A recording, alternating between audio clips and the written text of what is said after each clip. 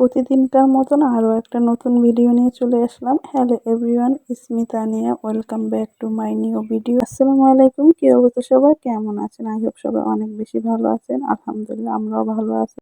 শুরু থেকেই শুরু করা যাক। আজকে আমি কি কি রান্না করব চলেন একটু শেয়ার করে নিই। আজকে আমি রান্না করব টমেটোর ডাল, আর রান্না করব আলু দিয়ে সিম দিয়ে ভাজি, আর এই ঝাটকা মাছের দো পেঁয়াজা করব। আর এই ঝাটকা মাছের দো পেঁয়াজাটা খেতে কিন্তু অনেক বেশি ভালো লাগে। আর এই মাছটা আমিও যেরকম পছন্দ করি, আমাদের ফ্যামিলিতে সবাই অনেক বেশি পছন্দ করে, বিশেষ করে আব্বু বেশি পছন্দ করে। এই মাছটা খেতে কিন্তু সেম ইলিশ মাছের মতনই লাগে। যেহেতু দো পেঁয়াজা করব, এর জন্য কিন্তু আমি বেশি করে পেঁয়াজ আর বেশি করে তেল দিয়ে দিলাম। আর এই পেঁয়াজটা কিন্তু বেশি করে ভাজা যাবে না, যেহেতু আমি মাছটা আরো একবার এই দো পেঁয়াজের সাথে ভাজা ভাজা করব, তখনই কিন্তু পেঁয়াজটার কালারটা চেঞ্জ হয়ে যাবে। যাই হোক, এখানে আমি মরিচ দিয়ে দিলাম, হলুদ গুঁড়া, লবণ গুঁড়া আর জিরার গুঁড়া দিয়ে দিব। আমি কিন্তু এখানে আদা রসুনের পেস্ট দেবো না, আদা রসুন দিলে কিন্তু ঘ্রাণটা থাকবে না, মাছের যে ঘ্রাণটা ইলিশ মাছের মতো। তো যাই হোক, এখানে তো আমি সবকিছু দিয়ে ভালোভাবে নেড়ে নিব, দিয়ে একটু পানি দিয়ে তারপরে ভালোভাবে কষিয়ে নিব। আমার বাবাকে বললাম ফুকনিটা দেওয়ার জন্য, চুলাটা নিভে গেছে। আর এই চুলাটা নিভে গেলে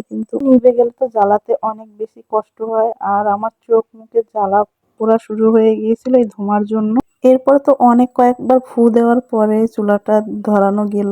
যাই হোক, এরপর তো চুলাটা জ্বালিয়ে নিলাম। তারপরে তো আমার মশলাটা ভালোভাবে আমি কষিয়ে নিব, যতক্ষণ না পর্যন্ত উপর থেকে তেল ভেসে আসবে ততক্ষণ পর্যন্ত কিন্তু আমি কষাতে থাকবো। এতে করে কিন্তু খেতে কিন্তু অনেক বেশি ভালো লাগে। এরপরে তো আমার ভালোভাবে কষানো শেষ। এখন আমি মাছগুলো একদম দিয়ে দিব, আর এই কষানোর ভিতরে মাছটা দিয়ে দিব। তারপরে কিন্তু সামান্য একটু পানি দিব। এরপরে তো আমি সিম আর আলু ভাজি করব, আর সিমের বদলে আলুর পরিমাণটা অনেক বেশি। আসলে অল্প কয়েকটা সিম ছিল, তো কি করব, তাই আলু কুচি আর সিম কুচি করে ভাজি করে নিব। আর এই সিম আর আলু ভাজি করলে অনেক বেশি ভালো লাগে। আমার না অনেক বেশি সিম ভালো লাগে, তাই আব্বু যখনই হাটে যায় আমি বলি সিম আনার জন্য। আর আমাদের তো সিম গাছ আছে, তেমন একটা সিম হয় নাই, যাও অল্প কিছু সিম হয়েছে, আপনাদের ভাইয়ের জন্য রেখে দিয়েছি। আপনাদের ভাইয়া আসলে তাকে একদিন রান্না করে খাওয়াবো। যেহেতু আমার নানু এই সিম গাছটা লাগিয়েছে, তাই ভাবছি ঢাকায়ও কিছুটা সিম নিয়ে যাব। এর জন্য আর নিজেদের গাছের সিম তোলা হয় না। পরে তো আমার বাবাটা এই তো দুষ্টুমি করতেছিল। আর তো এই আমি ভাজি করে নিব, আর আমার ভাজি তো একদম সিমসাম ভাজি, শুধু আমি কাঁচামরিচ, পেঁয়াজ আর হলুদ দিয়ে এই ভাজিটা করি। আর এই ভাজিটা খেতে কিন্তু অনেক বেশি ভালো লাগে।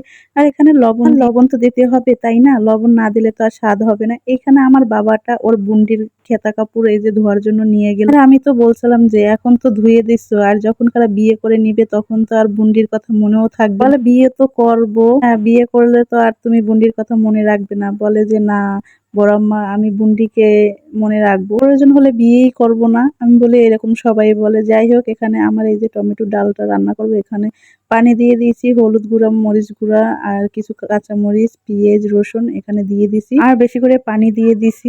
আর এটা কিন্তু আমি একদম ডালের মতনই রান্না করব, বাগার দেব। তো আমার এই ভাজি করা শেষ। আর রমজান মাসে তো তেমন একটা খাওয়াও যায় না, রান্না করি ঠিকই কিন্তু তেমন খাওয়াই যায় না। 3-4টা তরকারি তো থাকি। এই তো আমার ডালটা বাগার দেওয়া হয়ে গেছে, অনেক বেশি মজা লাগছিল খেতে। আর এখানে তো টমেটোর দাম এত বেশি কম, যার কারণে আমি অনেক টমেটো খেয়ে নিচ্ছি। টমেটোর ডাল, তারপরে তরকারিতে টমেটো, সব সময় আমি টমেটোর উপরেই আর কি চলতে আছি, এমন একটা অবস্থা। এত কম দামে টমেটো আমি তো সেই ছোটবেলায় দেখছি, আর এই প্রথমই দেখলাম যে এত কম দামে টমেটো পাওয়া যাচ্ছে, শুধু 5 টাকা কেজি টমেটো। তো যাই হোক, আমার রান্না বাড়া তো কমপ্লিট। এখানে আমি তো ভালোভাবে ঝাড়ু দিয়ে নিচ্ছি।